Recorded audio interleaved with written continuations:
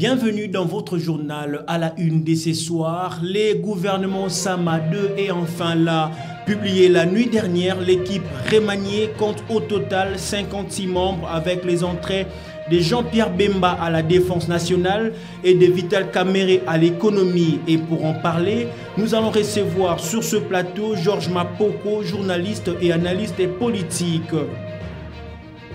Et il en fait, le léopard de la République démocratique du Congo se sent imposé face au Morabitounès de la Mauritanie par 3-1 ce vendredi au stade TP Mazembe dans le match comptant pour la 3e journée des éliminatoires de la CAN Côte d'Ivoire 2023. C'est un nouveau journal sur votre chaîne d'IRC Info Télévision. Bienvenue à toutes et à tous.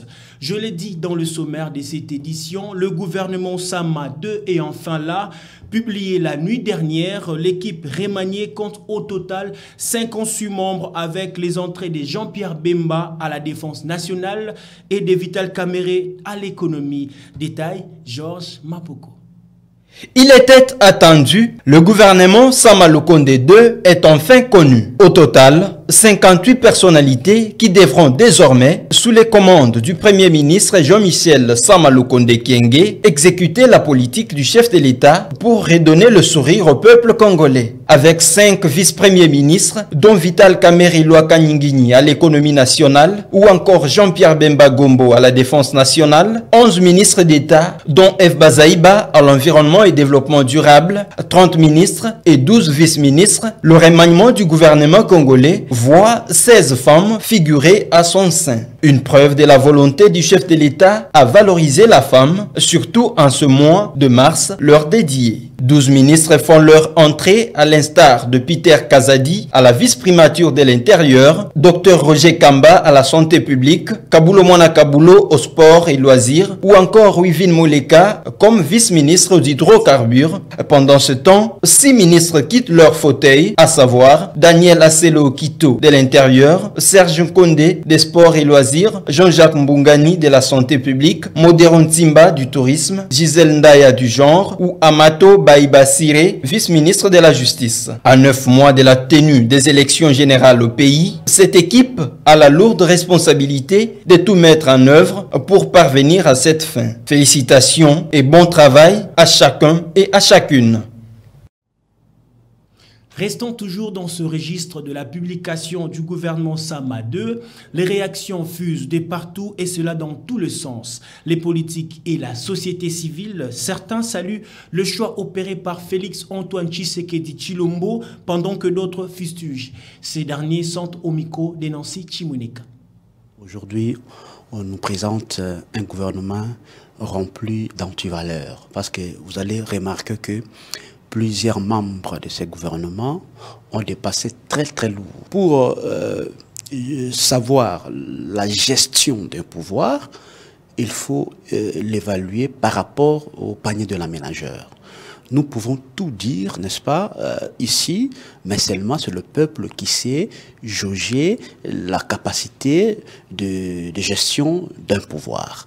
Déjà, je pense que la nomination de M. Jean-Pierre Bemba et de Vital Kamerhe vient mettre fin à leur carrière politique. Parce que M. Tshisekedi les a piégés. Concernant le gouvernement qui est sorti tard dans la soirée d'hier, nous, on ne peut rien attendre de ce gouvernement. À 9 mois des élections, je ne pense pas que le temps qui reste, le gouvernement Tshisekedi va faire grand-chose. Ça va changer, ça va améliorer des choses. La souffrance est accrue. Il y a un niveau de la souffrance de la population qui a atteint un niveau insupportable dans notre pays. Donc, on n'attend rien de ce gouvernement à 9 mois des élections. Donc nous ne pouvons rien entendre d'eux.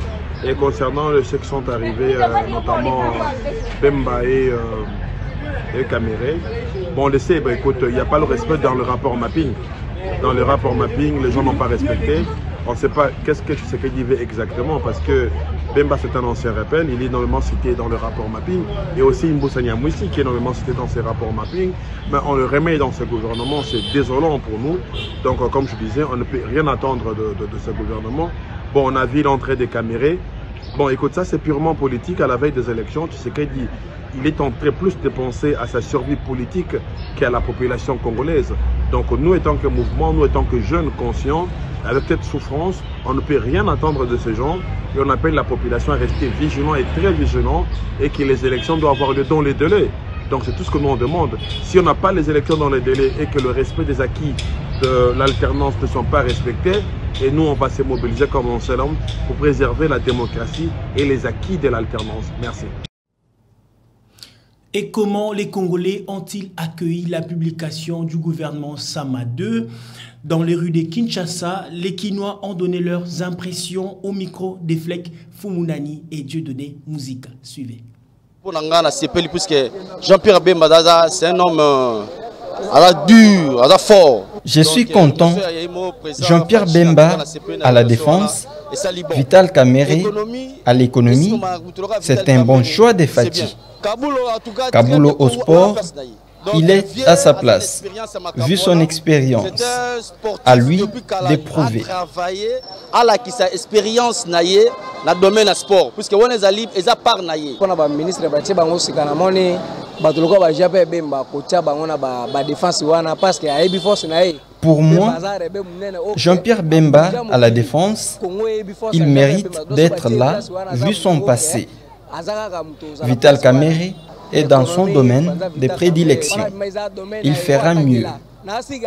Kabulo doit matérialiser ce qu'il dit souvent en tant que journaliste. Et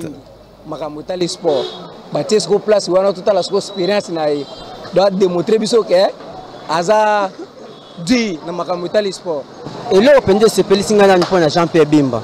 Donc, côté on a pensé en tout cas à Lyon. Donc, et là, on a place Pour moi, la nomination de Jean-Pierre Bemba, je suis content. Pour Vital Kamerhe, nous insistons qu'il travaille comme il se doit, au vu de la confiance que lui a encore faite le chef de l'État. Pour Kabulo au sport, nous ne voulons plus de sélection de joueurs moyennant les 10% de leur prime. Si nous gagnons aujourd'hui, ça sera pour son honneur aussi.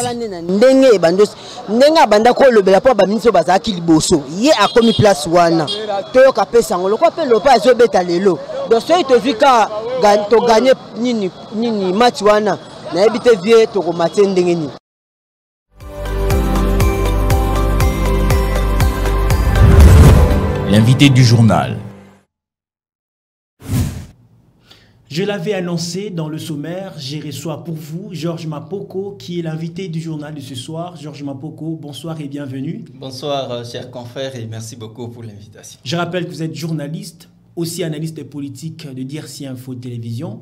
Bienvenue, comme je le disais tantôt. Merci. Alors, actuellement, aujourd'hui, nous parlons d'un sujet très intéressant qui est en train justement de battre son plein actuellement dans la toile politique congolaise. Il s'agit bien du nouveau remaniement, du nouveau gouvernement Sama 2.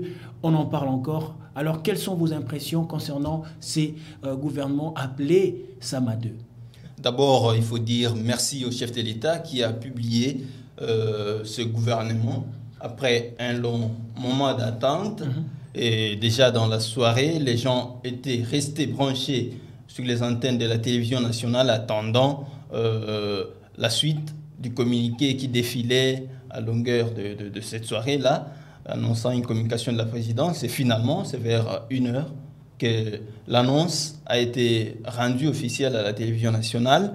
Une équipe de plus ou moins 58 membres qui constituent en fait la nouvelle équipe du gouvernement Sama 2. Alors dans cette équipe, on retrouve des figures de proue qui font leur entrée. Le cas de Jean-Pierre Bemba Gombo à la défense nationale, de Vital Kamerhe à l'économie. Ce sont des noms connus dans les milieux politiques congolais, mais qui ne sont pas des moindres, compte tenu de la situation politique, mais surtout sécuritaire de l'heure que vit la République démocratique du Congo. Qu'est-ce qui peut justement justifier cette mutation du gouvernement Sama Lukonde 1, appelé autrefois Warriors, et actuellement nous parlons du nouveau gouvernement Sama 2. Qu'est-ce qui est à la base justement des ces remaniements? D'abord, il faut dire que quand on accède à des fonctions ministérielles, il faut s'attendre à des départs à un moment donné, à des mouvements, parce que c'est la gestion au quotidien de la chose publique. Et il s'est fait qu'à un moment donné, il y en a qui accusent des failles, ça et là, et on doit toujours rectifier par rapport aux attentes. Oui, c'est fait qu'à un moment donné, vous en connaissez plus que moi, les départs de certains ministres qui ont eu un tout petit peu à fragiliser l'action gouvernementale. C'est le cas de ceux qui sont partis avec Ensemble. Vous avez Cheribin Okende, vous avez Christian Mwando et tous les autres qui sont partis. Il y a le ministre de l'économie qui était déjà, lui, cette fois-là, limogé avec, disons, par le Parlement. Et donc, il fallait, à un moment donné, restructurer le gouvernement. Mais surtout, lui imposer une nouvelle donne parce que certains ministres avaient accusé des limites. Ce qui fait en sorte que l'on a essayé d'amener des nouvelles figures pour essayer cette fois-là aussi de prouver de quoi ils sont capables, compte tenu, je le répète, de la situation sécuritaire, politico et économique de l'heure. Et donc, cela valait la peine qu'il y ait ces changements-là. Et vous et moi, nous voyons à travers ces nouvelles figures qu'on peut espérer un nouveau vent.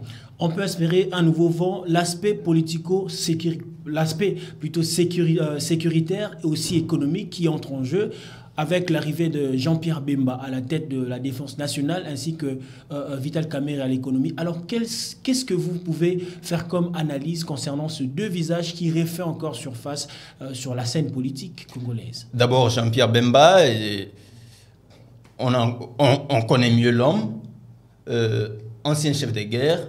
Jean-Pierre Bemba, homme d'affaires. Jean-Pierre Bemba, ancien sénateur. Jean-Pierre Bemba, ancien vice-président de la RDC, à l'époque le gouvernement 1+4. Il a eu à gérer les finances et l'économie du pays à l'époque comme vice-président. Et Jean-Pierre Bemba Gombo, arrêté à la CPI, puis ressorti, mais qui a été en 2006 candidat deuxième au classement, après Joseph Kabila, bien sûr, qui est allé au deuxième tour. Vous avez Jean-Pierre Bemba Gombo en 2018 qui se présente comme candidat président de la République. Et donc, c'est un profil qu'il fallait, à mon avis, même si d'autres peuvent fustiger, disant que Jean-Pierre Bemba, comment quelqu'un qui s'est engagé à un moment donné à la rébellion, ainsi de suite. Mais je trouve qu'au vu de la situation sécuritaire de l'heure, Jean-Pierre Bemba, c'est le profil qu'il fallait. Parce que Jean-Pierre Bemba, au niveau de la diplomatie, ce n'est pas quelqu'un de moindre. Jean-Pierre Bemba, avec l'aile militaire du MLC à l'époque, c'est l'Alliance pour la libération du Congo, ALC, Jean-Pierre Bemba connaît mieux les coins de l'Est, il connaît mieux la situation qui se passe là-bas. Il peut impulser en fait ces vents-là au sein de l'armée pour que la sécurité soit rétablie, bien sûr en aidant le chef de l'État dans ces coins-là. Il est important qu'il y ait quelqu'un du genre qui a du charisme, qui sait s'imposer, qui sait mobiliser les troupes, leur donner une nouvelle impulsion. Je crois qu'il a encore cette énergie-là pour parvenir à bout et essayer d'aider les pays sur cette voie-là, de recouvrir en fait sa sécurité, mais surtout la paix dans la partie Est. De recouvrir sa paix et surtout sa sécurité dans la partie Est du pays. Jean-Pierre Bemba, Vital Kamerhe, qui justement refait encore surface, comme je le disais tantôt, sur la scène politique congolaise. Est-ce que ce n'est pas une sorte de piège politique que s'offrent ces deux visages sur la scène politique actuellement? C'est vrai pour ce qui est de Vital Kamerhe. On sait ce qui s'est passé avec les procès 100 jours, mais on ne peut pas ignorer que Vital Kamerhe était en alliance avec le président de la République. Ils ont eu à constituer, je crois, Fachi Vite, vous vous en souvenez, à l'époque. Et puis, c'est un allié de taille pour le président de la République. Avec ce qui s'est passé pour 100 jours, c'est vrai, on a essayé de passer l'éponge au sein de l'opinion. C'est vrai, ça a du mal à passer. Mais il faut l'admettre qu'à un moment donné, à des situations exceptionnelles, il faut aussi des décisions, des mesures exceptionnelles, ce qui fait en sorte que le président de la République a jugé la mesure de la situation. Il s'est dit, eh bien, Vital Kamerhe serait la figure qu'il me fallait pour la situation économique du pays à ce moment. Mais Jean-Pierre Bemba également, vous savez que les deux sont des présidentiables. Ils ont des ambitions de briguer la magistrature suprême, quoi de plus normal. Mais à ce moment-ci, ils ont pu accepter d'intégrer le gouvernement de la République.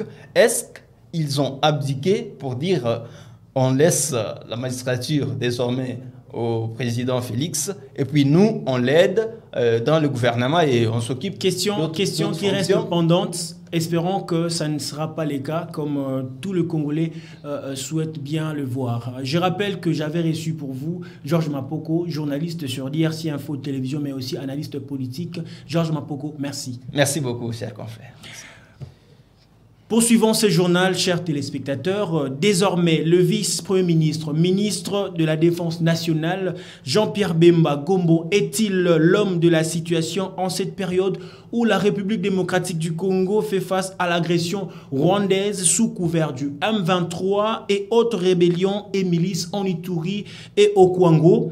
Suivez le portrait que vous propose Georges Mapoko sur l'intéressé.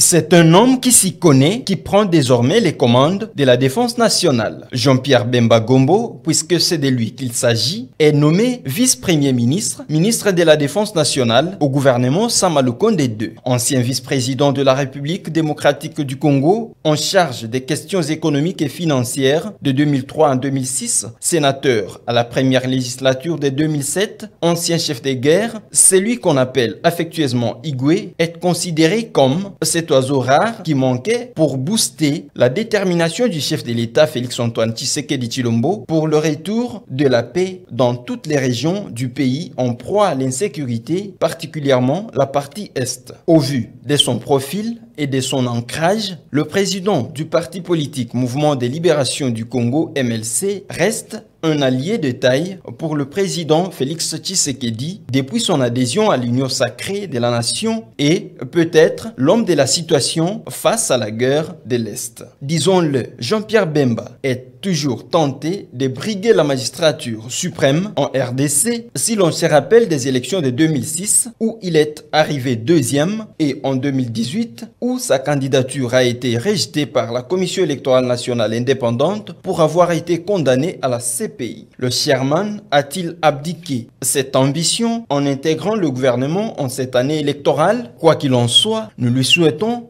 bonne chance dans ses nouvelles fonctions. Parlons processus électoral à présent. Le toilettage du fichier électoral a débuté le jeudi dernier au siège de la Commission électorale nationale indépendante CENI à Kinshasa. Question pour la CENI de retirer de ces processus en République démocratique du Congo toute imperfection issue de l'enrôlement des électeurs. Suivez. Après l'étape d'identification et enrôlement des électeurs, s'inscrit celui des toilettages du fichier électoral. Une étape qui figure parmi les activités prévues dans le calendrier élaboré par la Commission électorale nationale indépendante. Pour le président de la Commission nationale indépendante, Denis Kadima, les équipes de la centrale électorale s'occupent des dédoublements. Nous avions dit que les gens pouvaient s'enrôler autant de fois qu'ils veulent, mais à un certain moment, à partir d'une technologie très avancée, nous allons détecter les enfants, les photos et d'autres problèmes sur base desquels nous allons faire adjudication, a déclaré le président de la centrale électorale. S'agissant de l'enrôlement des enfants, pour gonfler les nombres des électeurs dans certaines circonscriptions, le président de la CENI rassure l'opinion que cette pratique ne passera pas grâce à la technologie que la centrale électorale a développée au fil des années. Rappelons que, selon le calendrier électoral publié par la Commission nationale indépendante, les élections démocratiques et transparentes doivent se tenir dans le délai constitutionnel le 20 décembre de l'année en cours.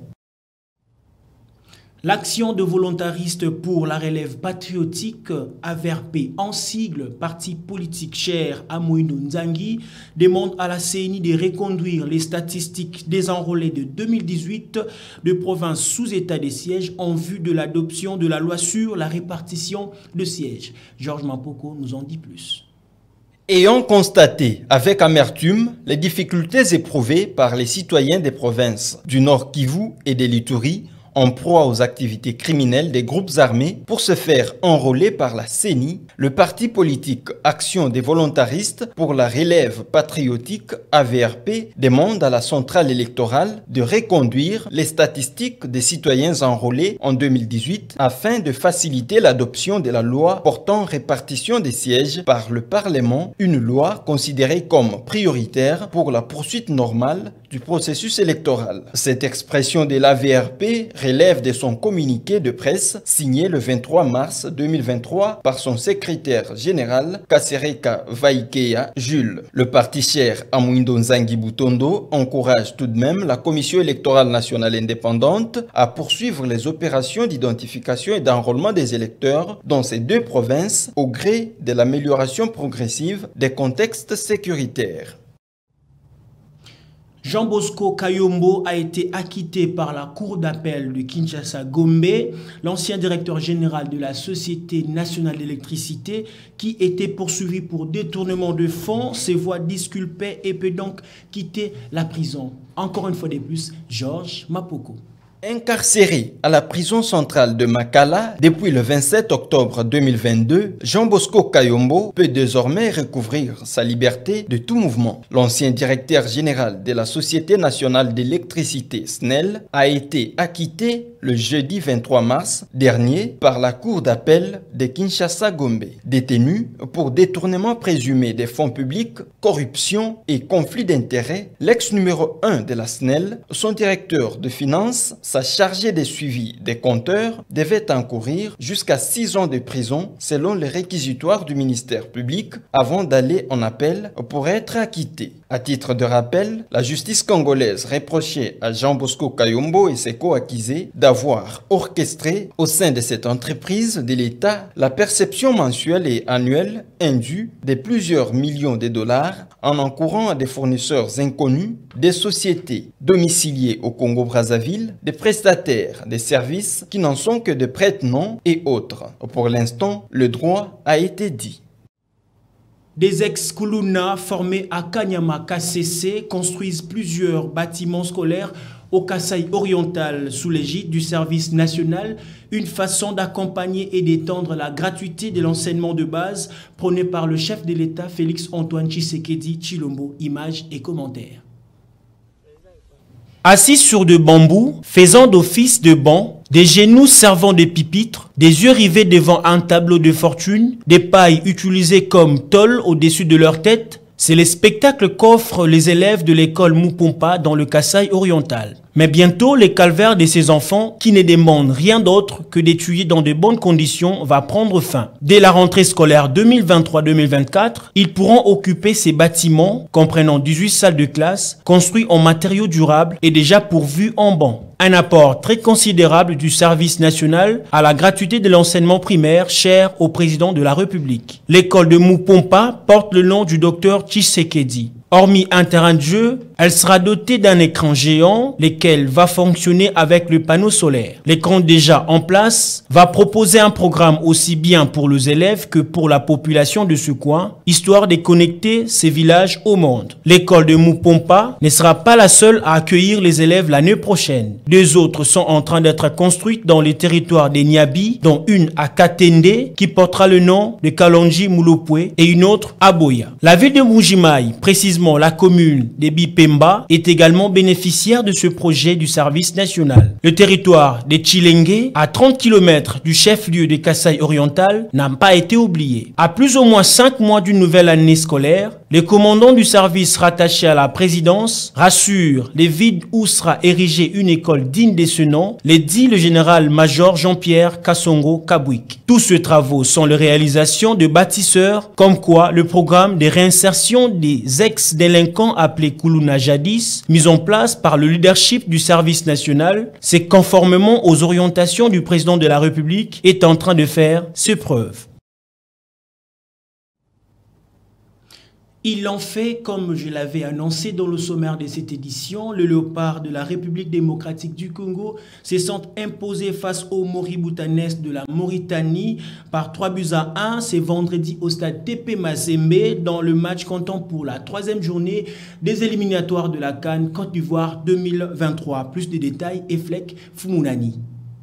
Ils l'ont fait. Après une 17, les Léopards de la RD Congo se sont imposés face à l'équipe nationale de la Mauritanie par 3-1. D'abord, en première mi-temps, le sélectionneur national de la RDC a proposé un système hyper offensif de 3-3-3 en défense, mené par Chancel Mbemba au milieu du terrain, Gaël Kakuta et en attaque, Mecha Kelia, Yohan Wissa et les tout fait tout flamme, Cédric Bakambu, qui, dès la 42e minute de la première partie de la rencontre, a doublé la mise. Et le premier but marqué a été l'œuvre de Maestro Kakuta en 37e minute de jeu. Score 2-0 en faveur de nos fauves. Retour au vestiaire, les hommes de Sébastien Desabre ont baissé leur rythme de l'intensité sur un pressing haut. Les Mauritaniens ont réussi à réduire les scores grâce à Abed en 55e minute. 13 minutes plus tard, Arti Maswak a alourdi le score grâce à son œuvre de génie. Le Congo-Kinshasa enregistre sa première victoire dans ce groupe homogène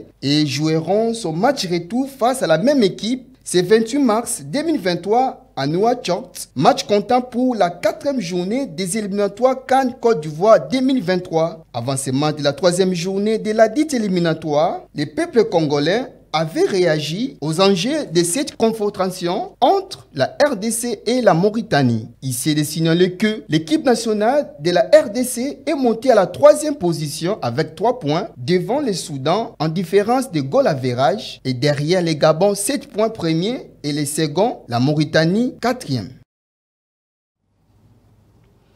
Et peu avant ce match, les Congolais et les Kinois rencontrés dans le ville de Kinshasa avaient plutôt donné leur point de vue concernant cette rencontre. Ils sont au micro des Fleck Fumunani. Il faut dire que l'équipe nationale aussi nous a beaucoup déçus ces derniers temps. Donc je n'ai pas vraiment à dire sur ça. Regardons ce qui va se passer. Comme il n'y avait pas une bonne préparation pour moi, bon, je me réserve de tout commentaire. Je vais voir le match, comment ça va se passer. Mais je dis bon vent aussi à nos léopards. Je sais qu'il y aura toujours des surprises, quoi. Bien parce que mon coach a les sélections bien. Nous avons une bonne sélection. Tout se passera bien. Avec l'arrivée de Silas Katompa, le retour de Chancel Mbemba, nous gagnerons par 3-0. Score allez les 3-0. Tu souhaites une bonne chance l'équipe. En tant que joueur, en tant que citoyen. Étant citoyen congolais, nous devons soutenir notre équipe. Malgré les précédentes défaites, maintenant, nous avons une bonne équipe avec de nouveaux joueurs. Nous allons gagner ce match. Nous devons obligatoirement gagner cette double confrontation pour rattraper notre retard au classement. Renforcer l'équipe,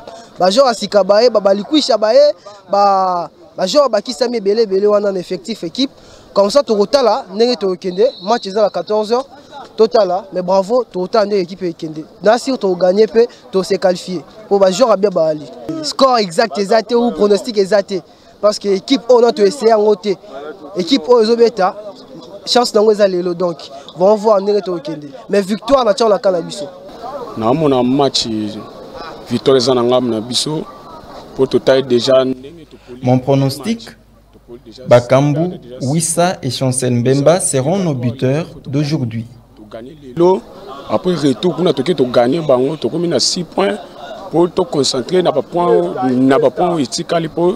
pour nous possibilité de qualifier. L'idée du score à match, nous avons gagné 3-0 Bimora Bakambu, Bimora Yohan Wissa, na Bimora Chancel Mbemba. À présent, passons au rappel des titres. Le gouvernement Sama 2 est enfin là. Publié la nuit dernière, l'équipe remaniée compte au total 56 membres avec les entrées de Jean-Pierre Bemba à la défense nationale et de Vital Kamere à l'économie. Et pour en parler, nous avions reçu pour vous Georges Mapoko, journaliste et analyste politique. Et ils l'ont fait, les léopards de la République démocratique du Congo se sont imposés face aux Moribitanes de la Mauritanie par 3-1 ce vendredi au stade TP Mazembe dans le match comptant pour la 3e journée des éliminatoires CAN Côte d'Ivoire 2023. Ce journal est complètement terminé. Merci de nous avoir suivis et surtout, abonnez-vous à notre chaîne YouTube DRC Info Télévision pour ne rien rater et activer la cloche des notifications. Quant à moi, je vous dis bonne soirée chez vous.